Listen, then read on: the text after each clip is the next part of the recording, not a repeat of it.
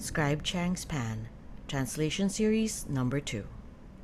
The ShiQiangPan, one of China's most important historical artifacts for the Western Zhou dynasty, almost 3,000 years ago may have been found in the Philippines. Could the ShiQiangPan contain not only China's history, but even that of the Philippines? Our Spanish colonizers claimed that the Philippines had been colonized long ago by China. They just didn't know when. Could Scribe Chang's Pan fill in the gaps of our missing national memories? A copper alloy vessel, symbolic of political and religious power, inscribed with almost 300 characters, divided into two sets of 9 lines. Two sections, clearly divided by a column of space, seem to imply two different messages. 9 lines that compose each section appears intentional. The number 9 was traditionally seen as the number of heaven. This would imply that the messages on the vessel were not only legal and binding, but also divine in nature. 9 was an important number in the division of land in ancient China. The Shu Qing tells us that Yu the Great divided the Chinese nation into 9 divisions, 1,000 li squared. 1,000 li equals 550 kilometers. The Record of Rights, supposedly written by the Duke of Zhou, says, within the 4 seas, there are 9 regions, each 1,000 li squared. 9 regions squared formed a square territory with a central square belonging to the Son of Heaven, the Emperor, who ruled the territories by the will of heaven. This same land division of 9 equal squares that formed the larger square was used in smaller scale for the division of fields, with the central square belonging to the government, and whose cultivation was the shared responsibility of those families in the surrounding squares. Another number with implications of land division are the 15 characters composing each line, except for the last line of the second set that has 20 characters. The numbers of the 9 divisions in the square are not arranged in sequential order. Instead, with the 5 representing the emperor at the center, the numbers are placed in such a manner that adding 3 numbers together vertically, diagonally, or horizontally would always equal 15. If China, whose ancient name was the land within the 4 seas, was represented by the first section of 9 lines, then could the second domain be where they had set up a colonial form of government? In this second video, we will attempt to translate the first section, which does appear to focus on ancient China and what they saw as their divine mandate to expand their territory. Section 1. Translation of the first 9 lines of the ShiQiangPan.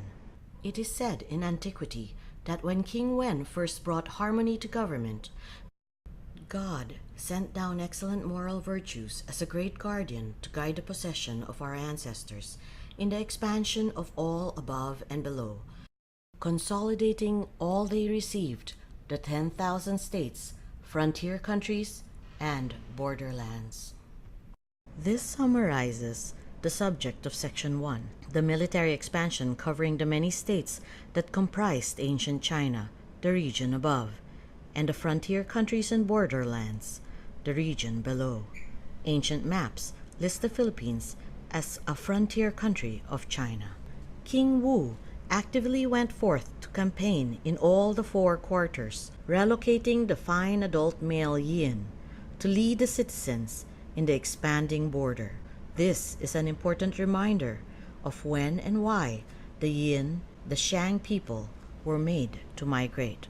Fearlessly attacking in honor of his ancestral family, he struck the Niaoyi tribes of the east, doing his official work quickly. As explained in the first video, the Niaoyi tribes, who had originated from the east of China prior to 2000 BC, may have established homes in the nations to the south of China by 1000 BC. King Chang, left and right, received possession of the connected lands, began with an orderly assembly of ministers, strengthening their rule over the dark outer regions with cultural integration, revealing the deep wisdom of the Zhou state.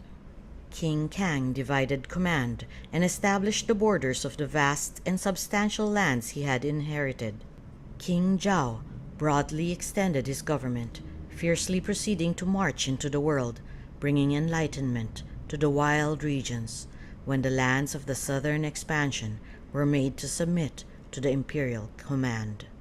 King Mu carried out the great plan of his ancestors as guardian of peace in the world. Through many generations, Heaven's Son has led in the work of subduing the darkness, beginning from the everlasting valor of Wen and Wu. Heaven's Son is a guiding light for those who are near, and those from faraway lands, penetrated and brought to the standards of the regions above and below, forcefully moving forward, bringing heaven's light and illuminated government to the hidden faraway lands that are entered.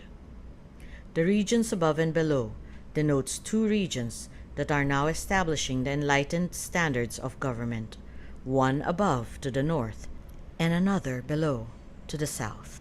May the brilliant God of heaven, the official outside the court, and the guardian of the rituals, watch over the Son of Heaven's mandate to bring light to the dark lands under their command.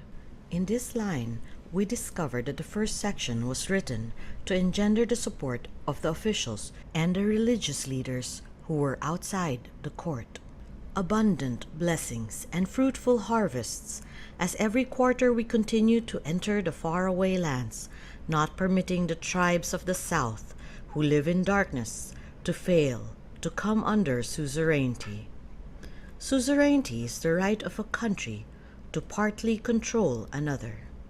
Section 1 contains a complete coherent thought explaining Heaven's mandate carried out by the Emperor, Heaven's Son, through several generations.